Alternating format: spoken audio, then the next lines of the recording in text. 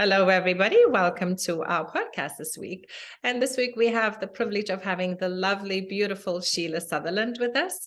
And Sheila is a certified social and emotional intelligence coach. And she guides people through the process of shifting their emotions, their mindsets, and behaviors to increase the level of success, both personally and professionally. And Sheila, I want to thank you so much for joining us today. I know you were away and then, we had all this time difference, but she's back now in the PST time zone and we connected. And I'm also leaving for Bali soon. So this is just like so great that we got together to do this podcast before I leave. I just want to welcome you to our podcast. On the Deb Talks, we like to talk about how spirituality is part of our daily life. Because I think that people always think, oh, spirituality has to be over there. I have to go to some mountain or I have to go, and meditate in the forest. And spirituality is just part of your daily life. Like, how are you interacting with the person that's in front of you? How are you eating your food? How are you cooking the food? How are you sweeping the floor? And so I like to bring different guests on and just we talk a little bit about, your journey. Of course, we're going to ask you to introduce yourself and tell us about yourself and how it's led you to this path where you are helping and guiding people to find, the success within themselves and to find that their true self, because there's so much going on in the world where there's a lot of pain and there's a lot of suffering, and it's really hard through all that sometimes to find ourselves. So it's great when I have people like Sheila, because that's what I've been doing too, is try and help people and give them some tools that's helped me. And then through helping them with the tools, it still continues to help the planet and everybody, that we interact with. So without further ado, Sheila. Thank you so much, Deborah. It's such a pleasure to be here. And yes, like you say, we've been working on this, I think, for at least a couple of months, trying to get us here. To get together. But I'm so glad that, between me being in the UK and then you going to Bali, we've been able to be in the same time zone for a wee bit of time. Exactly. Yes. So happy to have you.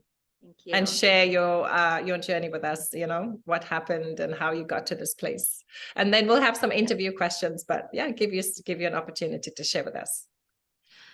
Oh my goodness, I have to try to give you the Cliff Notes version so we're not here like all day. It feels like my journey it's been a roller coaster. I mean, let's be honest. There's been some high highs, there's been some definite deep lows that I've had to go through. And when you look at it from like a spirituality perspective, I mean, I grew up in a very religious household. So that was kind of just always part of life, and not that as a kid, I really, did I fully understand it? Not really. It was just what we did. Right. Yeah. And, we went to church every Sunday. We said our prayers. We said grace. It was just what I was brought up with. And I know in my teenage years, like every teenager does, we start questioning. And why are we doing this? Why this? Why that? And I mean, I give it to my mom. She did the best she could in giving me answers, but I was one of those children that was constantly asking why. Like, I was annoying. I know I was, why? I was kind of like that seagull that you constantly hear, outside your window kind of thing. And she must have been totally frustrated. And I know at some point I just stopped asking because I wasn't getting satisfied with the answers that I was getting. And, not for any particular reason. It was just something inside me. It was kept just going, I don't know. Yeah. I'm listening to your story and it's like, I could copy paste it because it was exactly my story. Brought up in a Christian home, had to pray every night, say grace, go to church on Sundays. And then I started questioning when I became a teenager, but why? But why do I have to go through the priest to get to God? Why can't I just access God? Yes. And these questions would take me on my journey. So go ahead. So wonderful. Yeah, and that's why I love this type of a platform where we can talk like this, because we have, all of a sudden we realize we're not alone. No. Other people think the same way we do or have kind of traveled a similar path. Yes. And it's eye-opening and it's mind-opening realizing that, because we can get very encapsulated in our lives, Thinking that oh, well, it's it's just only us. me. We're Yeah. alone in this, and yet we all, we all share mostly the same stories. That's why I Oh, love exactly. storytelling. It's one of my favorite things to do. Well, and I think, honestly, I think that's an art that we are kind of losing in a way. So that's Mhm. why I love the idea of podcasts, right? Because you look culturally, you know, Yes. even go back to caveman days, especially the women in the tribes always Yes. sat around the fire and Fire shared and their told stories. stories. That's how our culture, our history, our everything got passed Exactly. down. It wasn't in books. No. We did eventually get to writing on cave walls and whatnot, but it Yeah. was it was that sharing of stories. It was that coming together. It was having that moment of sharing energy. Yes. And I think, as much as I love technology, I do. Yes. I have my toys. I love my thing. I love Yes. technology and what it does Yes. for us. It insulates us in some ways, that we're not having that one-on-one. We're not sitting. I mean, yes, we are sitting here together. We have a little bit of a screen in front of us and we have distance Yes. between us. And I'm Yeah. appreciative of that. But we also have to have those moments where we share space, where we Yes. get together, we're face to face, we're sharing that intimate contact with other people to share our stories. And I think that is so important, especially, like I say, from a spirituality standpoint. Some Yes. people, there may be some people listening to this, they're like, oh, well, I'm not religious. I don't know if I'm spiritual. I don't know if I believe in anything. And just that coming together and sharing energy and sharing stories, that in itself is a spiritual experience, Experience. because you're Exactly. giving and you're getting. There's this exchange happening. And when you look at it from a neuroscience perspective, every person we come into contact with, we affect in some way. And if Yes. we know that we are affecting other people's neurons, we're affecting other people's emotions, we're affecting how they're going to show up in their world after having that time with us. Interaction. Yeah. Yeah, I think that we're going to be a little more conscious, a little more aware, a little bit, not that we have to watch our words, but But it it's a just, responsibility. It's yes, a responsibility, yes. and to have a small little bit of responsibility that you are influencing all the people around you. And would you rather influence them negatively or positively? And that's the decision and responsibility you have. And yeah, it's really amazing what you're saying, because it's true. In the sitting together around the fire, telling your story, it's an opportunity to be heard, and it's an opportunity to hear yourself as well, and it's an opportunity to hear others, an opportunity to see, like you said, we're not so insulated and we're not so alone in our story and in our struggles, but it's a collective. And also, sitting around the fire usually had elders, so the elders usually showing you, like, I survived, I'm still here, all Exactly. those things made me wiser, all those things made me. And that's why I think it's a little bit sad in our society, how we're going away from, like, everybody wants to look young. I'm like, okay, but there's something beautiful when you see an aged woman or even man, and the wisdom and all the experiences is all in your face, and now you want to cut that away. It's like a little bit sad. Again, another way of insulating yourself or making yourself different from the collective. And it's like, but that's nature intended it to be like that. And so if you taking it away, then you really robbing yourself from something that nature intended for you to have.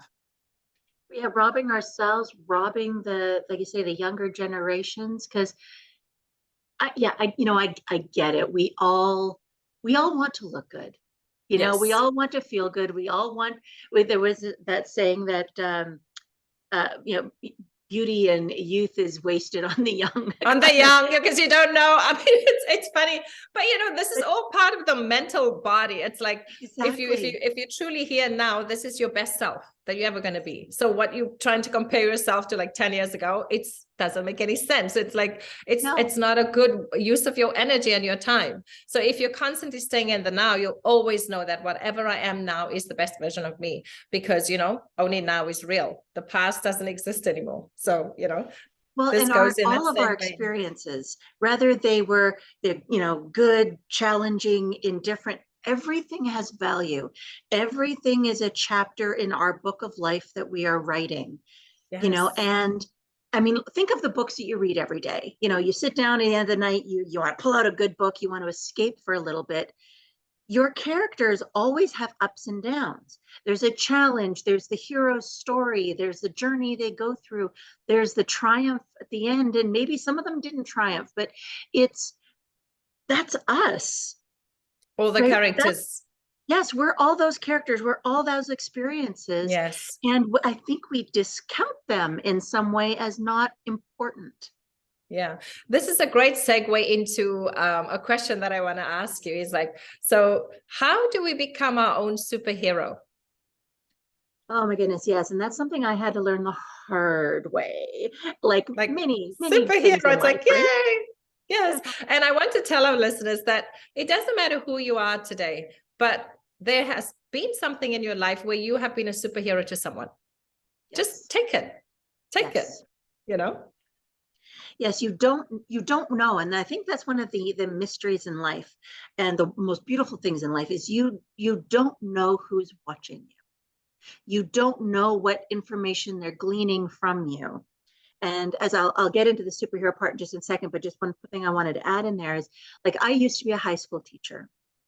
And so I'm dealing with probably 200-300 kids a day, right there. That's a lot of personalities. That's a lot of characters, you know, that I'm dealing with. And it's All teenagers, oh my hormones goodness. raging.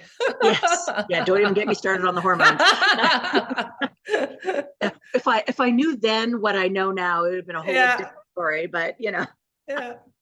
But you know, it's you hope you're making an impact, but you don't know for sure, right? Because you're getting them through the year, you're moving on to the next batch the next year, and so on and so forth. But I remember this one moment where probably about 5 or more years later, I got a letter from one of my very first students. And you know, and she just talked about how much I impacted her, how what I said in the classroom actually changed her whole direction of what she was going to study in university and where she was going to go from there.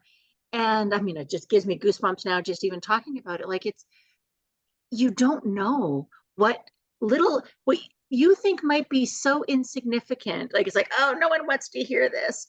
But how it's going to land on somebody else, and you could be their superhero because you are saying the words or something that they just needed to hear in that moment.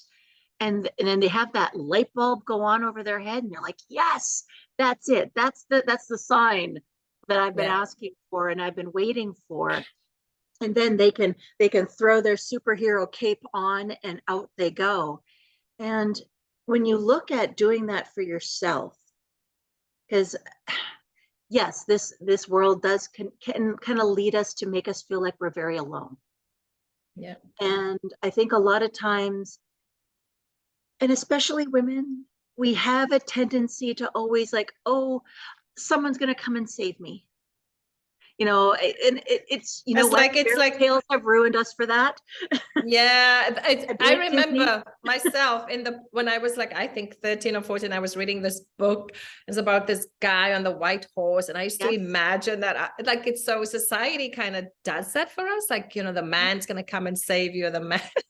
It's like, and then I learned over the years, it's like, I have to save myself and then I can be okay. Yeah. Well, and that's the point, right? We have to be able to do for ourselves. We can't always be looking to the outside world for whatever validation. And it's not fair to the man. It's not fair to the men because we have these expectations that's not real. They made up, imaginary. And if the men don't, you know, hold up to those expectations, well, then we leave them or whatever we want to do. But it's like, you have to take a look within yourself and say, what am I doing? What's my part? Again, that responsibility.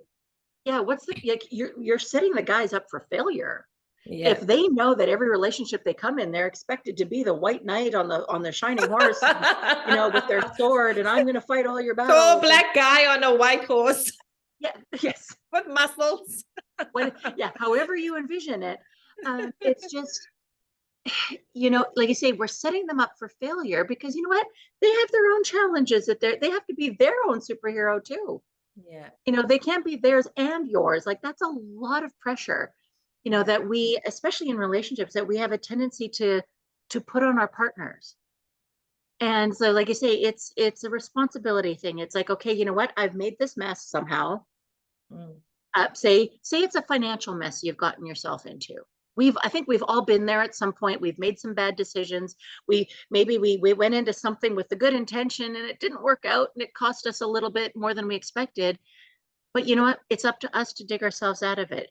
What can you do now to turn that around? What have you learned from this that now that you can do differently? You can't expect that somebody's going to come in and sweep you off your feet and take care of it for you. You know what? That would be wonderful. You know what? I'd never say no.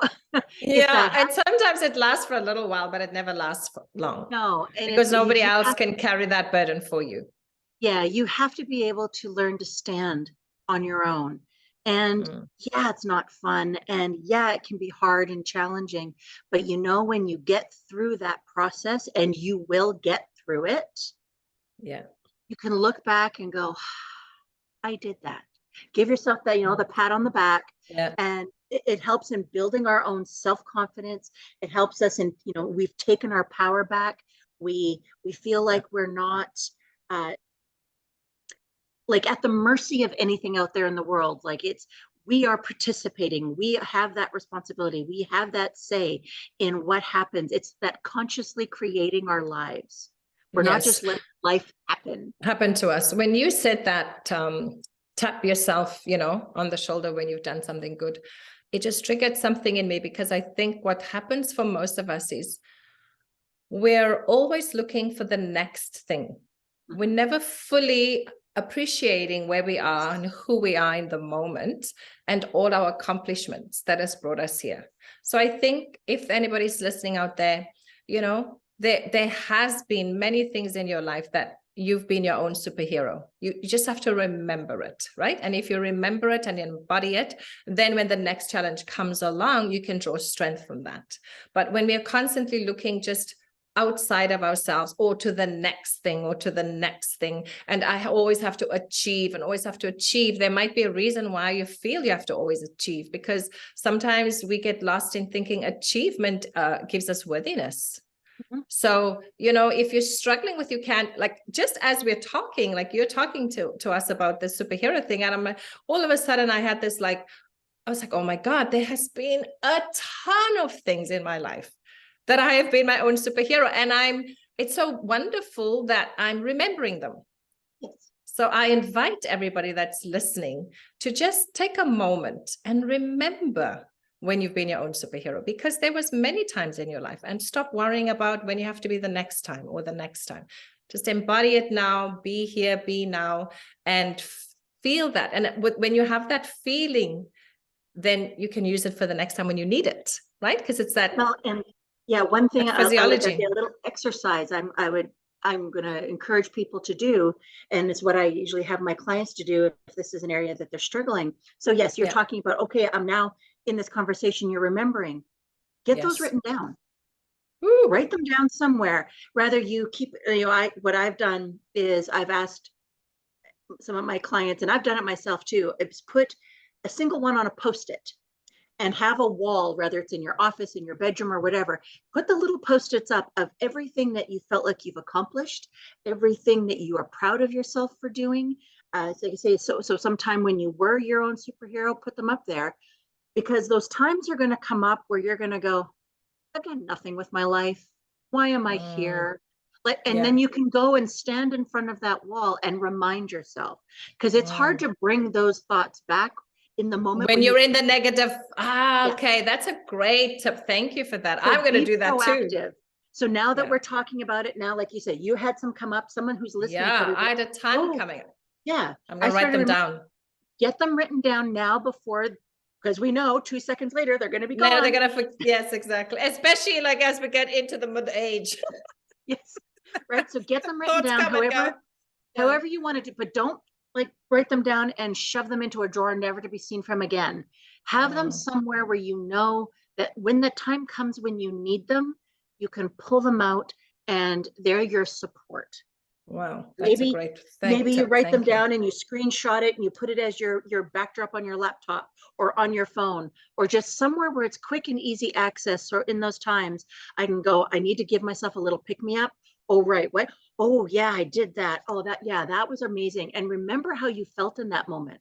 Evoke that emotion as you are remembering that moment. And I'll tell you, you'll walk out of there like you're doing the Wonder Woman Superman pose, and you're going to be like, yeah, I'm doing good. I'm rocking this thing called life. And you can shift it just like that. Yes. And sometimes that sounds very simplistic, but sometimes those answers It are. is. Yeah, sometimes it is just so simple, but we're trying to make it so complicated, right? Yes. Oh my goodness, yes. And also to remember that talking about when we are in a negative state or thinking negatively, I mean, these things are part of life. Like it seems the human condition, we go up and down a little bit, up and down a little bit. One of the things that's important to know is just to practice. That's why I always invite people to have a meditation routine, because when you practice meditation, then you can also practice to watch these ups and downs, the ebbs and the flows, because life is full of ebbs and flows. It always has been, it always will be. But when you understand that you are the one that's observing that you are not those lows and even those highs, that you are the one that's observing that, and you get to have an experience of that, but it's not really truly who you are, then you can also have a better chance to let it pass without getting too lost. Yes. Or losing yourself. Reactions. Exactly. So if that helps you as well, it's just in those moments where you have those low moments and you've looked at your mirror and you've looked at your note, what you've pasted there. And if you're still struggling, it's just like if you can bring just the breath in and just watch and observe those sensations, and they will pass, because no sensation can last forever. So, right. And the sooner you actually let go of them, the sooner they will go. Yes. But the more we harp on them, the more we think, oh, it's so bad, the more we're creating it. Oh yeah, you can choose to marinate in it. Which I love that. Not really fun. Or like you say, you can one of the what I consider, my own personal opinion, one of the top competencies of emotional intelligence is self-awareness. And that's usually where I start with everybody, because a lot of time I just find that we're not taught what that means. I was just going to say, can we elaborate on that for the audience? Yeah, self-awareness.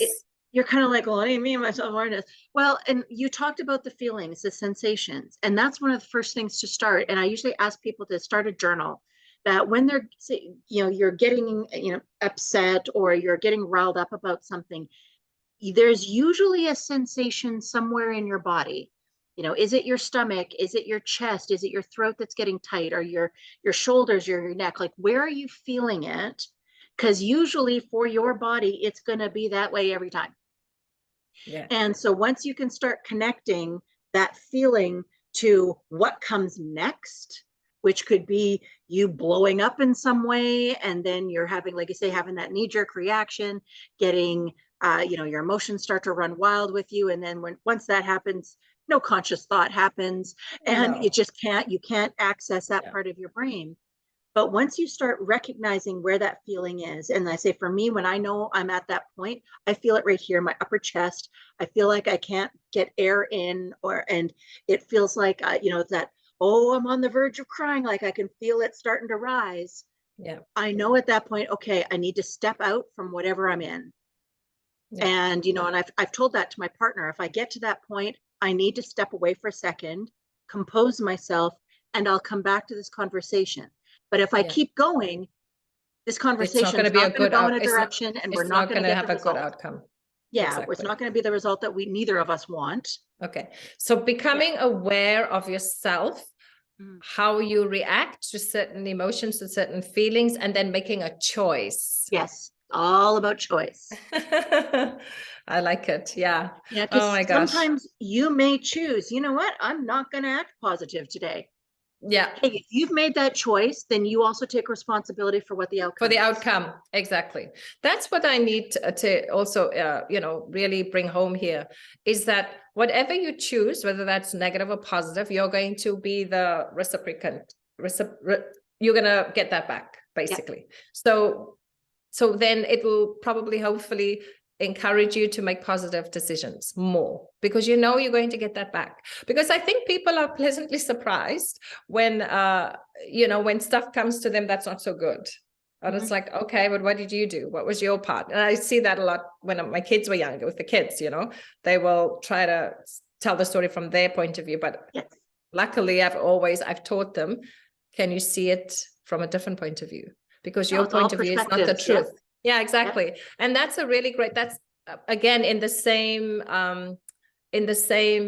kind of vein as self-awareness. When you become aware that it's your point of view that creates your feelings, thoughts, emotions, and so on, then if you wanted a different outcome, then perhaps the power lies in you changing your perspective. Where's the shift?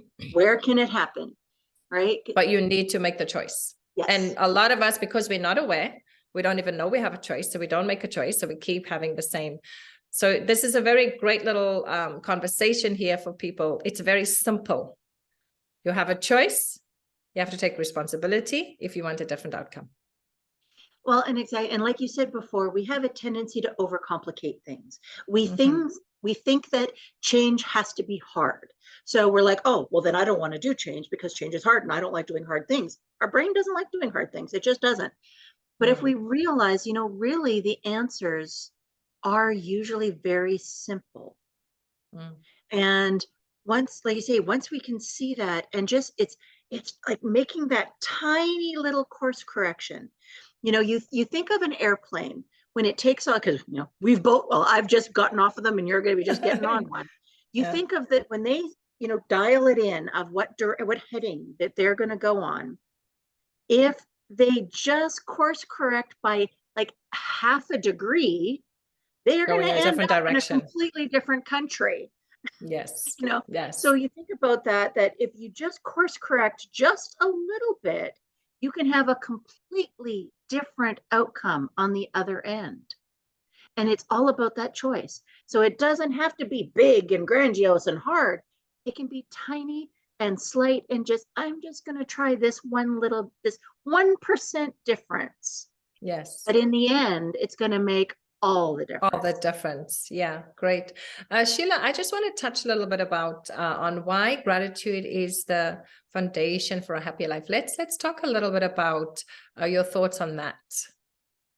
Oh my goodness. Well, this is essentially where I started. When I look at my journey, and I had made the decision that something had to change in my life. I didn't like the direction it was going.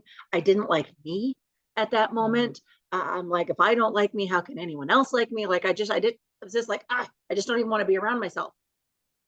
And I realized that it wasn't anything outside that had to change. I had to change. And I started looking, okay, well, what does that mean? And because that seems like, again, like we try to overcomplicate, what is that going to look like? And somewhere along the line, and I can't even remember where, this whole idea of gratitude came to me. I mean, I'd heard about it, but it wasn't a practice. I didn't really truly understand what it meant by being in gratitude and living that way. So that's where I started. I was like, okay, I'm going to start writing down 3 things I'm grateful for today. So I started that way and I was like, okay. And it felt like a little bit of a chore at first until it becomes a habit. And then you start realizing as you are focusing, because you're like, oh, I got to, by tonight, I have to have 3 things I'm grateful for. And it's like 4:00 in the afternoon and I'm not grateful for anything. Yes. So then you start looking and you start training your brain to look for things that you're grateful for. So, and then through that process, you eventually don't have to be, oh, I must look. It automatically will start doing it. And it becomes an unconscious habit. And you are then you start realizing, oh, I'm now living my life from a place of gratitude. This is causing me to show up differently. I am calmer. I feel more at peace.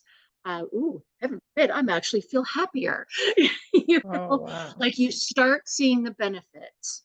Yeah. And I really think that when we have that foundation of training ourselves for even on the days when you're like, really, the Yeah. only thing I'm grateful for is maybe I woke up. That's a Yeah. huge thing to be Yeah. grateful Yeah. for. So Yeah. yeah, you know what? Because I I'm can grateful for guarantee that. that you're not the only one that's grateful for that. Yes. Even though as sometimes we get very wrapped up in our own story and in our own minds, you know, we realize that there's somebody else who's also grateful that you woke up today. Yes. Yes, And exactly.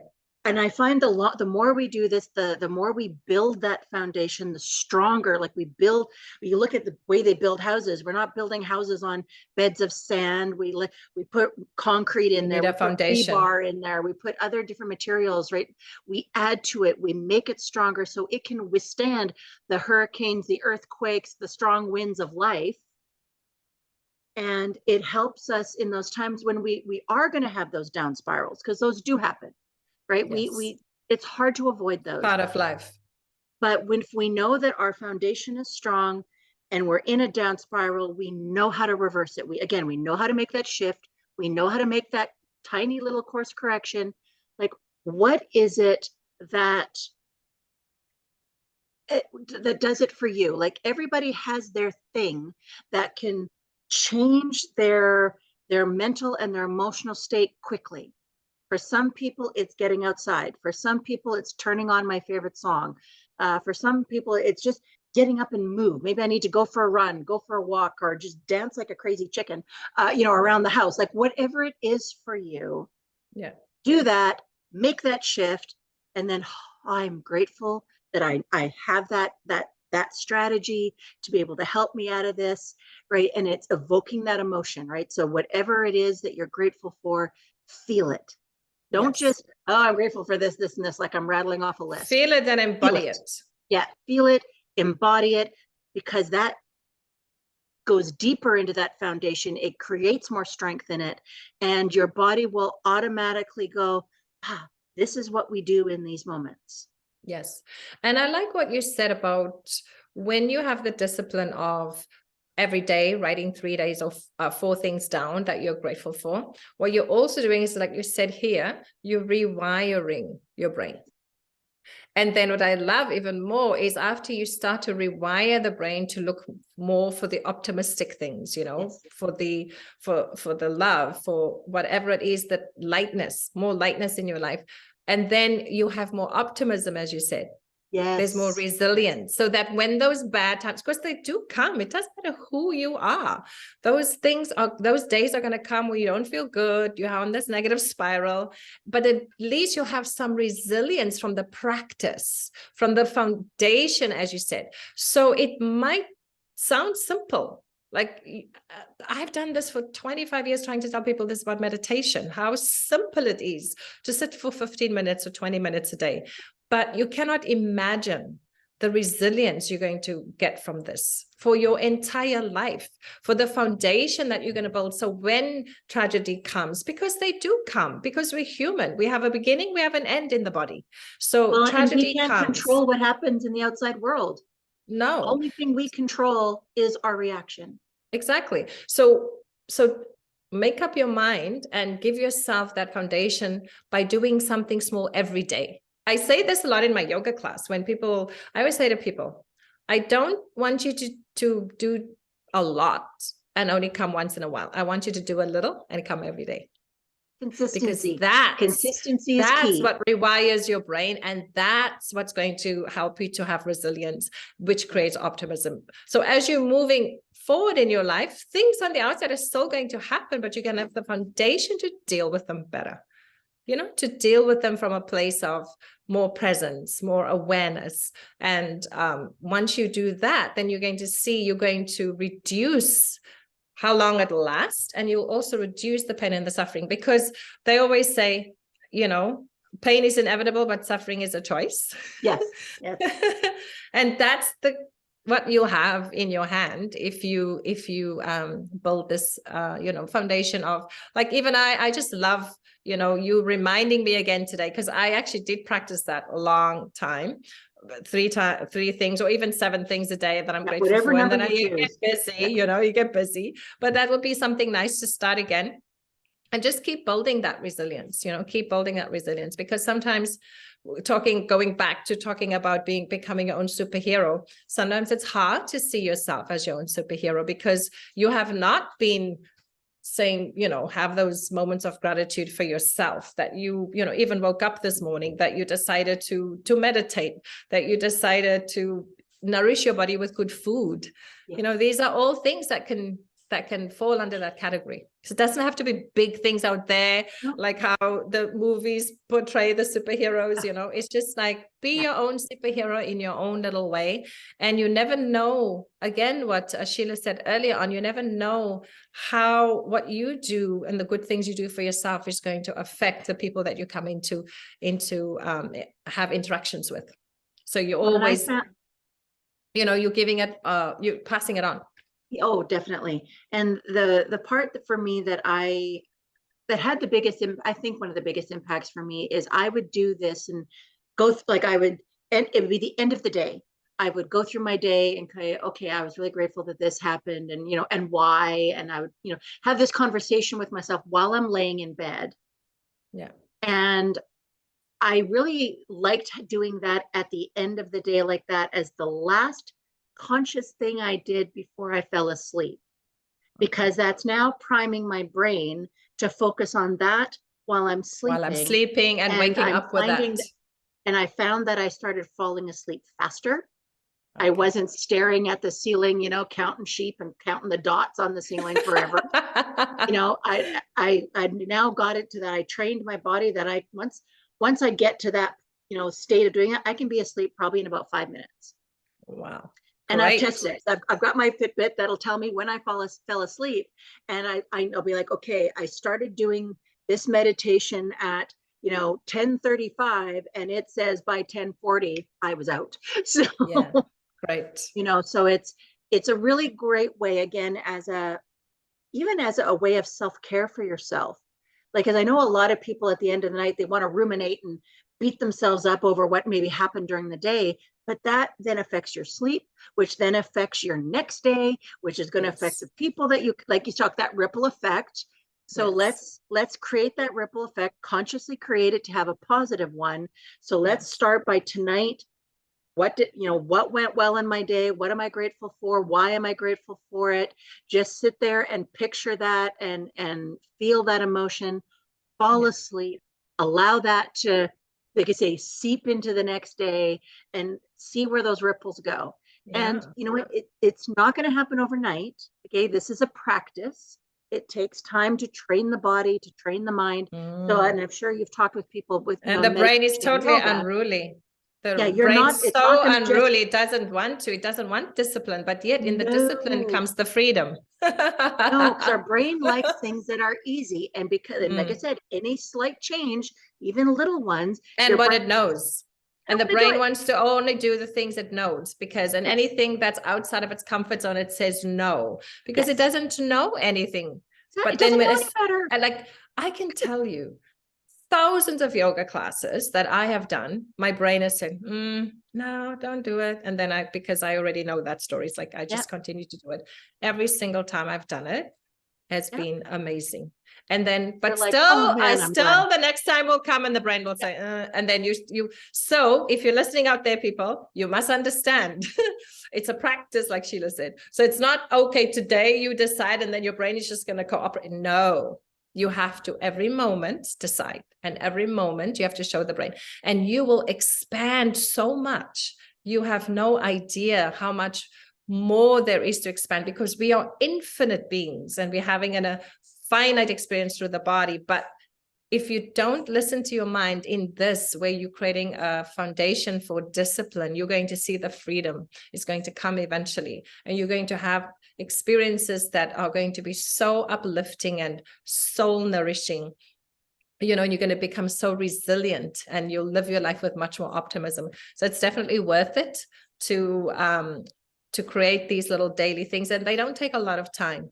So we hope that you're going to do that. Sheila, I want to thank you so much for coming and sharing with us all this love and togetherness. And, you know, like, I agree with you totally. It's so important to come together. That's why I'm on my way actually to Bali to have a retreat after COVID. We couldn't have it for so long. And it's just looking so forward to being together in, you know, face to face, energetically creating and experiencing together and growing together. And we really be amazing. need it. Yeah, we really need it so much as a society. So, you know, if you're listening out there, go to a yoga class, go to a meditation class, you know, just be with people and share the love that you are and receive the love that you're going to get from being with others.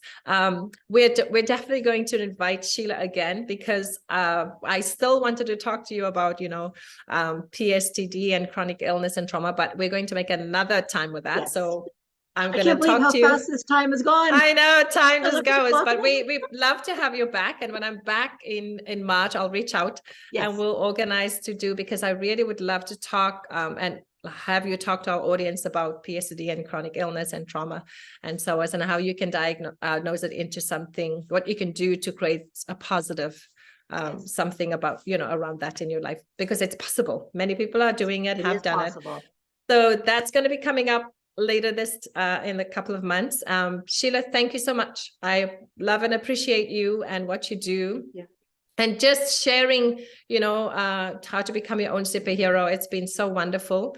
I hope the listeners, for me, I was like, oh, I remember all the things. I'm going to make my notes. I'm going to go back to doing my gratitudes every night. And so thank you for being such a shining light for our community, for the people around. And we will talk to you again. I appreciate you so much. Yes, and I can't wait to have a chat with you again. Thank you so much. Thank you. Bye.